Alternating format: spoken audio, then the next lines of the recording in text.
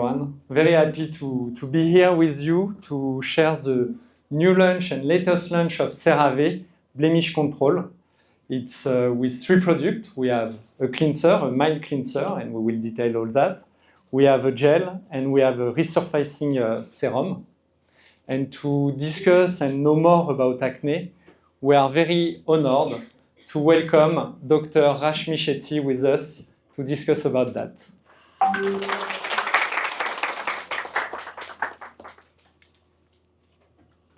Hi, everybody. Now, how do I beat this cute French accent? Please tell me.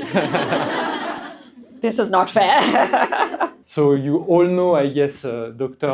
Shetty, who has for last 25 years a beautiful clinic in Bandra, in Nykaa. And who's also a very influent derm in the international community, so we are very happy to have you with us. But let's try to start speaking about acne. Could you help us to better understand the acne concern that we can see in India, especially on Indian skin? So firstly, welcome to all of you. I'm seeing such pretty faces. I'm just starting from this end and I'm just looking at all of you, how pretty all of you girls are. And I just want to ask you a question, okay? So I've understood that all of you are skincare bloggers. So I know your knowledge on skin is really good. So I want to ask you, when you have acne, okay, how many of you have had acne? Show of hands. Pretty much everybody, right? So all of us have had acne someday or the other. Now, while you have had acne, how many of you thought that dry skin that you see while you have acne is because you didn't have enough water? How many of you thought that drinking water gives you well-hydrated skin? Show of hands. What if I said no? Because the water that you drink is not necessarily going directly to your skin. Skin's hydration is not just water. Skin's hydration depends on 3 things. Your water, your protein barrier, which is your skin itself, and its power to hold the water back and not lose the water, which we call as transepidermal water loss, which you will hear more in this session. And most importantly, the ceramides and such good fatty acids, which actually hold all that skin, bits of the skin or the cells of the skin together. If you imagine building a wall with bricks and cement or mortar in between, right? So the mortar in between is lipids and ceramides. Well, the bricks are your epidermal cells. And those cells are made up of protein, and the water is held back because of these 2 fellows being intact. So this is what I wanted to kind of make you understand in a little elaboration, that very important to have a barrier to be intact, which has, I'm sure today you're hearing about microbiome, all of these things. But the most important thing for all of this to be good is having that good lipid layer, the ceramides, the mortar of the skin. Yeah? And Sorry, what was your question? No, but thank you, doctor, for jumping and discussing about the skin barrier, because it's true that when we are talking about acne, we don't talk about skin barrier. In general, we talk directly about salicylic acid, how do I treat my pimples, etc., etc. But we have conducted some study on people without any acne concern and people with acne concern. And what we realized is that actually the people with acne concern have much less ceramide into their skin, inducing much more water loss. And because of this water loss, you create excessive production of sebum to compensate this water loss, to have your moisturizer, your skin try to automatically moisturize Compensate. And actually you start to enter in this vicious cycle of acne. You know what? When they said it's going to be a classroom setting, I told them, I want a ruler. Give me a plastic one. I would have wanted the good old wooden ruler. It would have been fun. All right. Okay. Go ahead. What do you want to ask next? So I have another question for you. So Go ahead. we talk about the deliveries, the technical part, etc. But can you tell us when you have acne, what is also the emotional implication when you have acne? Do you see your patient talking about that? A huge impact, isn't it? All of us know it. As much as people can say, "Arey, just an acne, it'll go away." I also tell that to my patients to make the situation or the whole thing light. I'd say, "Arey, it's an acne, it'll go away. It's just a zit. Don't get worried, don't bother." But deep down, I know how painful it is for them, and I'm not here to reiterate that pain for them. So I'm making it look a little light. But there have been people who have come back to us when they have treated, telling us how much their whole life changed, their confidence changed. There have been mamas telling me that the children don't get out of the house because they have acne. There are people, I don't think bullying really happens that much, but themselves, they are so conscious. So that is what really brings their confidence down. That's one. Two, it's painful. Have you ever had a painful acne on the face? It is very painful. And it's like one constant throbbing fellow sitting on the face. So it's very painful. Some people who have had truncal acne, which is acne on the back, cannot even sleep well. It is another level of torture. So it's not just mental, it's also physically very, very troublesome, is all I can say. This is very concerning and somehow sad. This is also one of the reasons we try to deliver solution to accompany the people using our product. But I also have one other question is, so how do you adapt the treatment that you give to your patient depending on the severity? So, not just because I'm here at this event, if any of you have listened to me earlier or listened to any of my podcasts, you all will know how much I stress on barrier health, right? And barrier repair. So, for me, whatever is the severity of the acne, my first goal is to get your barrier up and healthy. Skin sometimes repairs itself, you don't even have to do anything. So, if we get the barrier healthy, what happens? It does not react badly to anything from the outside. Inflammation goes down. So, on its own, acne feels less painful, less red, less irritated. When the barrier is okay, then the germs that cause acne will also not be able to attack it that badly. When the barrier is good, the good bacteria which is there on the skin are able to grow well, and they are able to fight against the bad ones and to maintain the skin lipids, all of them at a balance. So it's important simply to repair the barrier. One, because he said innately acne has extra transepidermal water loss. So there is a dry skin. Dry skin has micro cuts, like a chappy skin, which hampers the barrier. Two, today who doesn't come to by the time they come to the clinic, they've already used everything. Yeah, salicylic acid, this acid, that acid. They'll give me a lesson of what all they have used and what stages they have used. So barrier is even more compromised. That's the sadness. The barrier becomes even worse. So by the time they come to me, my first aim, no matter what stage of acne, is to repair the barrier. So check their face wash first. So using a gentle face wash, foaming or non-foaming, but a gentle face wash which supports the barrier repair, which supports a little bit of hydration, then that's the first thing I would do. Two, of course, I go through the history completely, whether it is to see whether it is hormonal, whether it is familial, whether it is stress related. Is it simply change of water, change of food? All of this is something that I'll go through. I'll also sit down and talk to you about your scalp health because it's very important for me.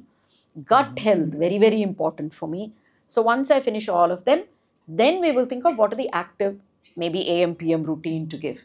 In which case, I mostly again want to soothe the skin, calm the skin, improve the barrier of the skin. And slowly I start introducing, depending on the severity, maybe an active ingredient to first reduce the sebum, maybe such as salicylic acid, but from a reputed firm. So I know the salicylic acid is gentle and is enough fortified with other ingredients to keep it gentle on the skin. And then good old retinoids, right? They are the gold standard for skin, for acne especially, like it is for anti-aging. So we end up giving one of those. Then there are other ingredients that we also add in depending on what it is. In the clinic, again, the aim is to control oil, repair the barrier, and of course control inflammation and infection. This is our aim. Once the acne is gone, then we look into scars and marks. So that's how I go about. And to bounce back also on what you are saying, this is also the approach that has been taken by CeraVe while developing their range. So as you said, the number one step is the mild cleansing. And what does it mean, mild cleansing? Do you know? How do we know that a cleanser is mild to your skin versus another cleanser? Sorry. Went over my head. Did you say come again? When you are saying mild cleansing, what does it mean? Mild cleansing. Excuse my French accent, I'm sorry. I'm like, what is he talking? I can't understand. What is the science? I don't know. Mild cleansing. Mild. One South Indian accent and one French accent. Yeah. So to determine if you have a mild cleanser, it's based on pH, because your skin has a natural pH which is around 5.5 to 6.5. Hence, it's super important when you have some sensitive skin to choose, and for acne especially, to choose a cleanser that will be at a pH around 5.5. And this is what we have today with our blemish control cleanser. It has a pH of 5.5 to gently exfoliate and remove the impurities. We also have some clay inside to also absorb the excess of oil. And we have the golden standard, the 2% salicylic acid, to cleanse your pores deeply. Then the second step, once you have cleansed, you have set up your skin, you need to start to treat. So to treat, in general, you can use a serum, or in our case, it's a gel, a very light gel called blemish control gel. And this one, we have a combo of active because acne is multifactor. And so you need to treat different factors. So first, you need to gently exfoliate because acne often is linked to hyperkinetization of your skin. So it's somehow dead skin that are getting stuck and staying on your skin, and that will clog pores. So you need to exfoliate gently the skin. So we use AHA, alpha hydroxy acid, which has a high molecular weight, and that will clean and exfoliate this surface. Then you have the BHA, the salicylic acid, which is smaller in terms of size, so who enter into the pores, and we clean the pores from the inside. We'll also regulate the sebum and reduce the pore size.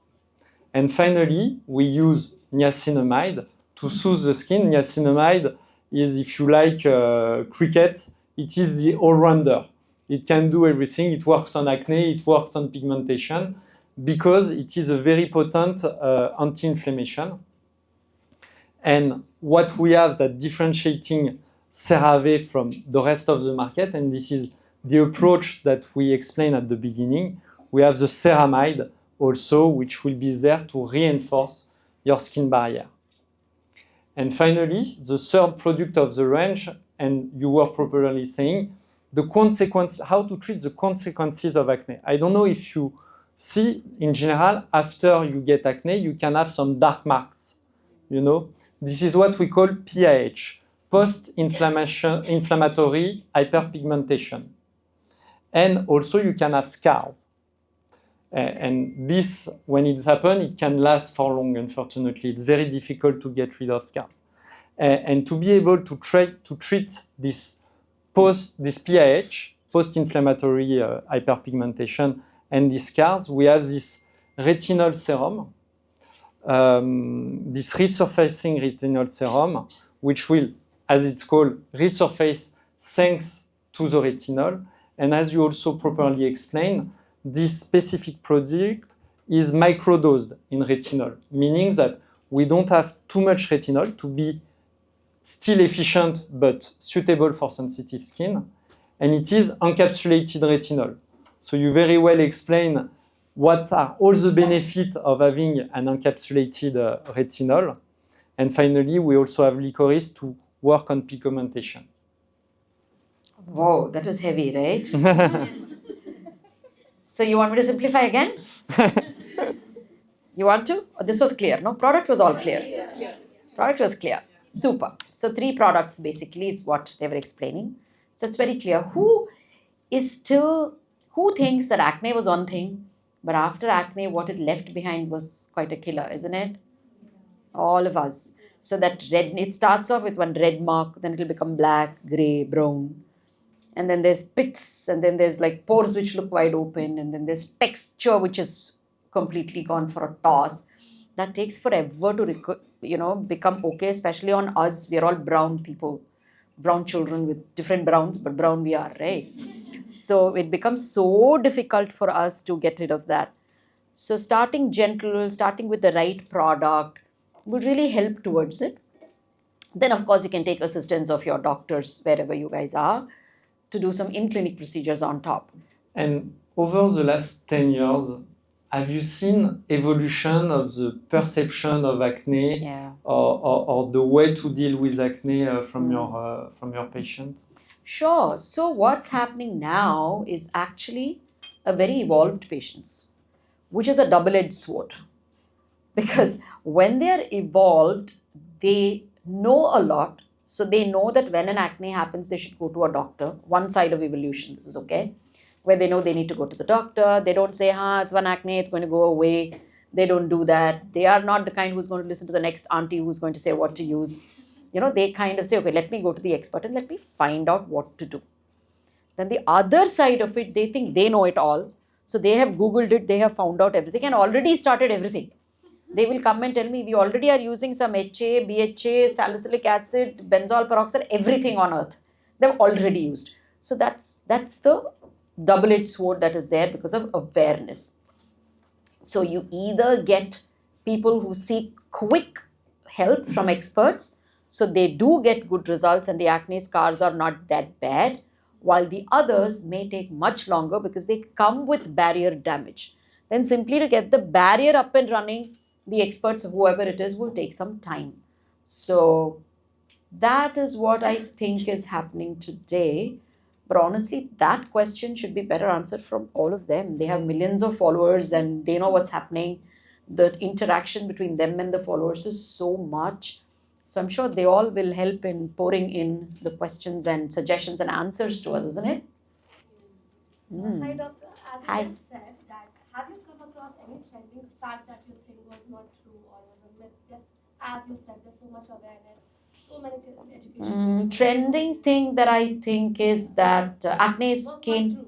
Yeah, so acne prone skin does not need moisturizer because it is an oily skin, because there is so much sebum, it doesn't need moisturizer, right? Right? No, it's wrong.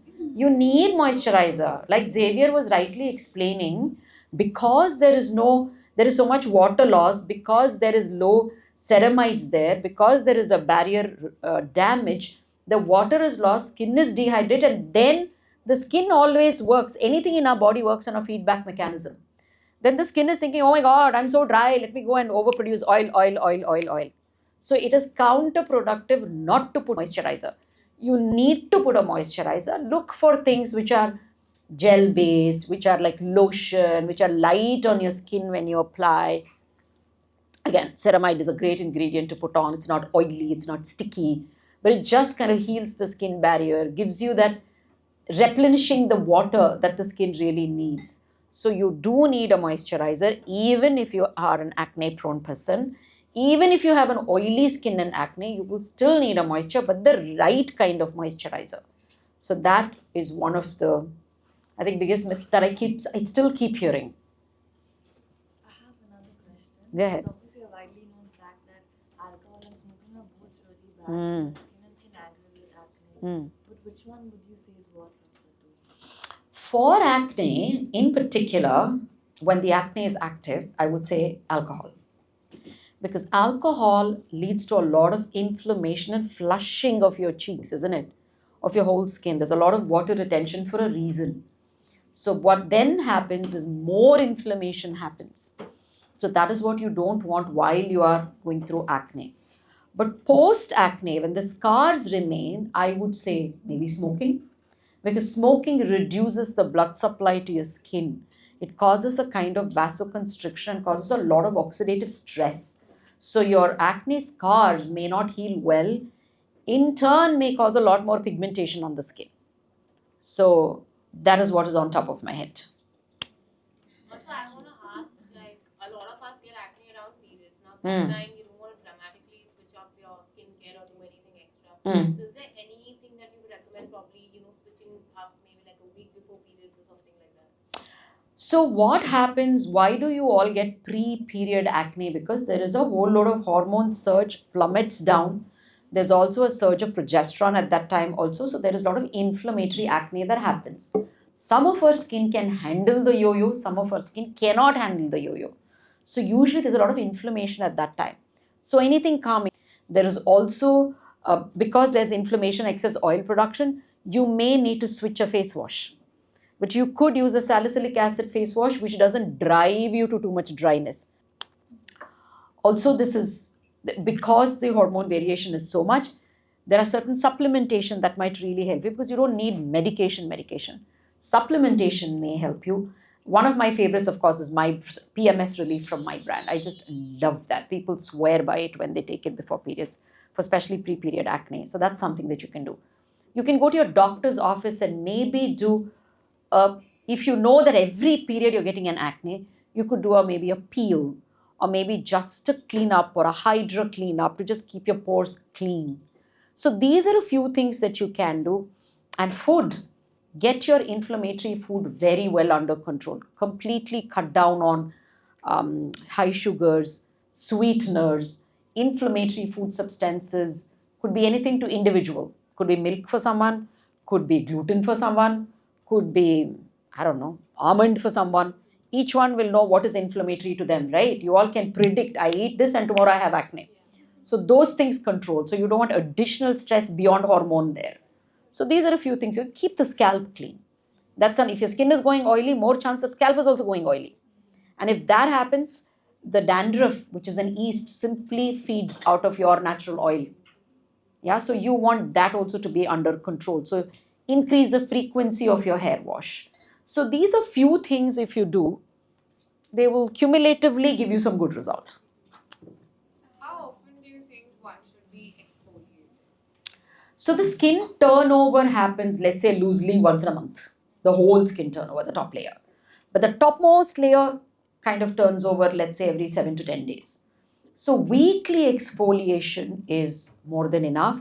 But when you exfoliate, because this is an acne masterclass, when you exfoliate, when you have an acne, you need to be extremely careful. Last thing you want to do is add to that barrier damage. Scrub on the barrier which is already damaged and inflamed. So simply using a salicylic acid based whatever, face wash, serum, whatever, is also acting as an exfoliation. But it's a chemical exfoliation. Using your retinol, which is in your night cream, is also acting as an exfoliation, which is increasing that cell turnover and throwing out the clogged things on the pore. So those two in themselves act like exfoliators, and gently so if you use the right product. Are we already up for questions, or did Mr. Xavier have more things to say about the products? It's a very insightful discussion, so thank you very much, Doctor. Do we have any more questions? Because it's a classroom, so we are here to answer your question. Go ahead. So currently, glass skin is something that's very trending and What skin? Glass skin. Glass. Okay, glass skin. Okay. Is it a myth or is it even possible to bring that in? We How? end up wrecking our barrier because of using a lot of Trying all those. we end up instead of glass skin, I think I have just Toned skin. So there was a trend before this glass skin was 10-step regime. How many of you remember that? 10-step Korean regime, right? Everybody went mad trying to put 10 things on the face. So these things don't work. One, any regime has two things that you need to know. One, your own skin, innately, ethnically, our skin is one type. Korean skin is another type. And our ambient humidity, temperature, pollution is one type. Korean, it is different type. So when these two types don't match, then when somebody is saying something, if you follow it, it's never going to do good. If you're in a pristine sitting in France, I can put 10 layers, it's going to still be okay for our skin. But in India, first there is pollution, then there is sweat, then there is dust, then there is everything falling on you, and then you're putting 10 steps, it is not even going to stick there. So it's only going to get sticky. So that is what one needs to really, really think of. Now, glass skin only happens because Korean skin is an amazing skin, ethnically. They have this absolutely no pore kind of skin. And they're like, if you see the Thai Korean skin, how it is, it's thick, but it is like almost poreless. It's so well wrapped with not one mark on the face. I'm like, oh my God, how beautiful is that? So that's how they are anyways, whether they put the skincare or don't put the skincare. We brown girls, we have all sorts of issues. We have one ring around the eye, one ring around the mouth, half of them. So yeah, glass skin can be possible, but not in that way. But we can enhance our own skin to get to the best possible way. Can I ask something for myself? Yes. I actually have a lot of things going on at the same time. Now I had acne before, Mm. and that has left marks. Yeah. Now I have active acne going on, like how you mentioned the red Yeah. blood popping. Yeah. That is going on, and it's of course ruining the texture. Mm. Now, how do I deal with all these things at the same time? I have to take care of the pigments also, the marks also, and now the active acne. It's a fabulous question. So I would say start with taking care of the acne. The active one. Correct. Because if that keeps happening, whatever you are spending in terms of time and money in taking care of your scars, this fellow is going to leave one more and go, no? Yeah. So the first thing you need to do is make sure the acne, which is the active lesion, has to be taken care. I don't know. It's not happening. It can't be snail mucin, is what I'm trying to say. Even if they catch every snail on earth, it can't be snail mucin. Itna bottle bhar ke, it is impossible, right? So my whole point is some peptide concoction is what they're calling a snail mucin. So various peptides work beautifully on the skin. So that might work depending on which company you are buying from. There are some legitimate good peptides that actually work on the skin beautifully well. So that might work. Now come to gold. I remember years ago I had launched a gold product by another very famous reputed company. So gold does have a science behind how it can help skin. But like I asked you that question, how much did you pay? Which means to say, I don't know how much gold is there. Look at the gold pricing now. I don't think there's any gold there, right? So that again is not happening. The third product you asked me is mask. Plus, oh no, that I wouldn't touch at all. Because we don't know which placenta they're giving you, what, how is it extracted, how is it processed. I don't even think it's placenta. So I don't know what goes in the name of placenta. So these things are more very nice gimmicky marketing terms. You need to come back to science. Because that is what's happening. The internet blew, bloggers like you all, blew with it. And then there were so many products which were spoken about. But in the end, people have now come back to pure science where they're talking about gut health, barrier repair. This is where it's come back to true science. And I'm so happy we are at this stage where we are actually discussing basic science. Any more questions? I'm very sorry. One last question because the classes is taking to the end. We are about to hear the bell to ring. Bell ringing? Okay. So one last question maybe. How can you tell your barrier is compromised before the visible signs pop up, like the redness or peeling? But before that, is there any way to tell it's compromised? It starts to burn. Even if you put moisturizer, it will start to burn. Even if you put a basic cold cream, it will start to burn. It will tingle. So that is your basic understanding, oh, something is going wrong. That's the first sign of barrier being irritated or damaged. Next could be redness depending on your skin, or it could be itching, or it could be anything else. It could be then exacerbation of eczema, exacerbation of your acne, pigmentation, any of this that can happen. But that very start is that little irritation and burn that you feel. Thank you very much, Dr. Shetty. It was really an honor to have you with us. He's been holding his hand for a while. Allez, last question. Does damaged barrier cause acne, or is it the acne that damaged the barrier over time? Chicken first or egg first? No, so it's Nice both. circle. It's both. Yeah. Because for some people, you may have acne because of various other reasons. Like I said, it could be inflammatory food, it could be change in skincare, it could be your bowel not moving well, it could be your gut health, it could be simply hereditary. So you might end up having acne, which then breaks the barrier, and then either you use the right cream or wrong cream, and then you end up making it worse, and then that's a cycle. But for some, it could be barrier that is damaged, therefore you put a wrong cream and it caused acne. So that could happen also. So it's both ways. Classroom is done. Yes. You were such good girls and boys. I didn't have to use this. Thank you. Thank you. Thank you. Thank you. Thank you. Thank you very much, everyone. It was really a pleasure to welcome you in our Acne Academy. Thank you very much, Dr. Shetty, once again for your insightful discussion. 1